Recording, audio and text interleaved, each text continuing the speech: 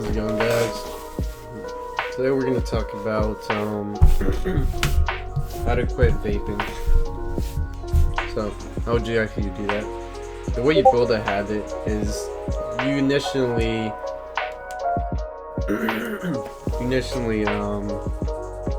start with it being attractive, obvious, satisfying, and easy. That's the four keystones to start a habit, and vaping has all that. You have the vape, it's right there. That's easy to smoke it, easy to smoke, doesn't take too long. It's obvious because you can see it there, it's always with you. You made it obvious by always having it with you. So by picking it up and smoking, or by seeing it, just seeing it, is a cue to start vaping.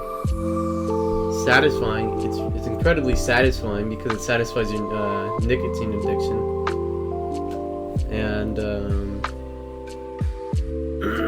it's attractive because you don't feel off anymore. You feel like yourself again, and so that's attractive to become one of your own and not craving anymore. So, how exactly would you stop smoking is the question. Stop vaping. Well, you take all those four atomic habits and turn them on their head, reverse them basically. You would instead of obvious, you make it invisible.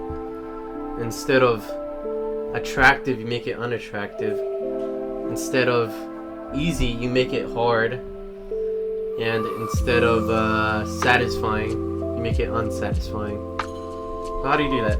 Well, we'll start with the first thing, the cue. The cue, make it invisible. How would you make it invisible is the question. Well, you could certainly put the vape in a box, right? So seeing the vape is the cue, but once you hide it in a box, maybe preferably a lock box, you hide it, put it in the box, and suddenly you don't get temptations anymore because the cue to smoking the vape is seeing the vape. Or maybe sometimes it's cravings if it's really bad, like withdrawals. But the cue is to see the vape and take a hit of it. Yeah, sometimes it's even feeling the vape in your pocket. And so, recommend putting it in a box. Lockbox preferably, because you get to the next step. Make it hard. So it's easy to vape. You can easily just pick it up, vape it, and then put it down. What is to make it hard, you need to put it in a lockbox. It also contributes to the other law, invisible, making it hard, putting more friction. Because now not only do you need to open the box, you need to also open the lock, and so you can put the key somewhere where it's almost annoying and frictionful to reach. Say like maybe downstairs, upstairs, on the other side of your house, anything. But that's how you make it hard. Now, making it hard won't completely cut off the addiction, but it certainly will get you less repetitions in vaping. So there's a plus in that. But it's not only that, everything combines together and adds to a formula to stop vaping. Now, how to make it unattractive? Well, let's say you want to play video games instead. Another thing attractive. Playing video games.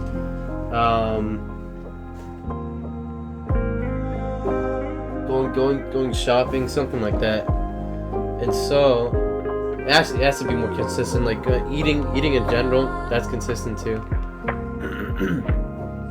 So you could make it where you instead want to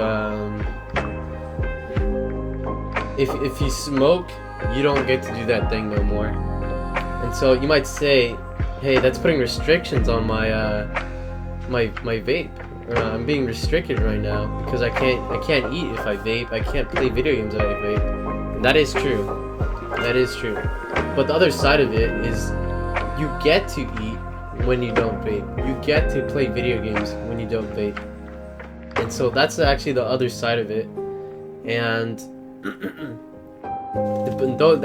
the both sides are true. You are restricting yourself, but you also get to do the thing you want.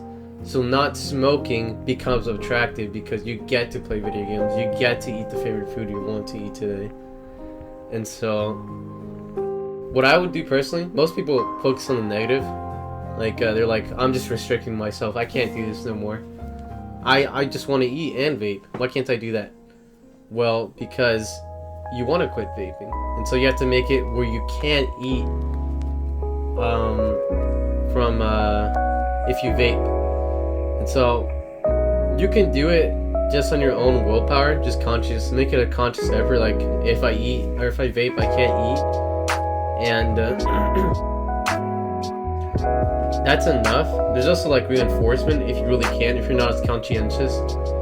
Like maybe like a pop-up comes on your phone. Did I vape today? Yes. And then somehow magically it just locks the video game you're playing, or it locks the food you wanted to eat. And so immediate punishment then it becomes unattractive. Now let's see, what's the other one? But the whole point of attractiveness of that point is to focus on the positive. You get to eat when you don't vape. You get to play video games when you don't vape. Today, you have to make it specific as well. I get to play video games if I don't vape past or vape at all today. I get to play video games at 10 a.m. in the morning if I don't vape today. So make it as specific as possible as well.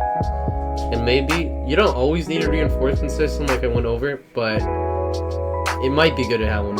It might, because if like you start getting withdrawals, that reinforcement system is gonna kick in.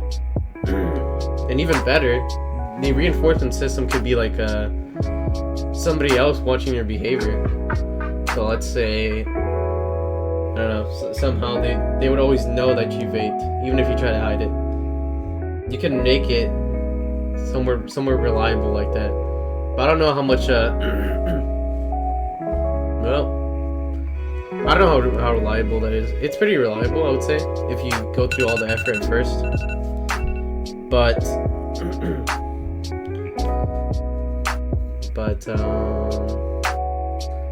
yeah.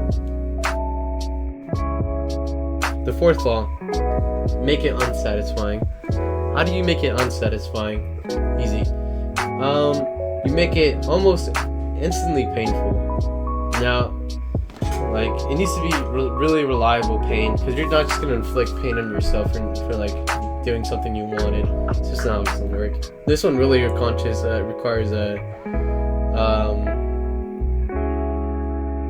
strong intentions at first to limit your weak intentions later.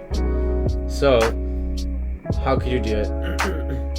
Maybe set up a system where every time you vape, it notifies your family of something, or something of that volition. Every time you vape, you get something instantly painful. Every time you vape, you have to give $5 to somebody. Every time you vape, you have to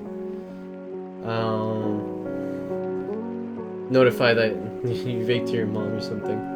Something that's instantly painful. The more instant and like specific the pain is, the more unsatisfying it will be. The more you will associate that unsatisfying feeling with that habit. And so that's how it would work. I don't know how you would apply it specifically to vaping. I know how you would apply it to porn. With porn, you could easily just set up like there's multiple porn blockers. You set up like Opal or like Freedom, and it notifies your family if you're watching porn.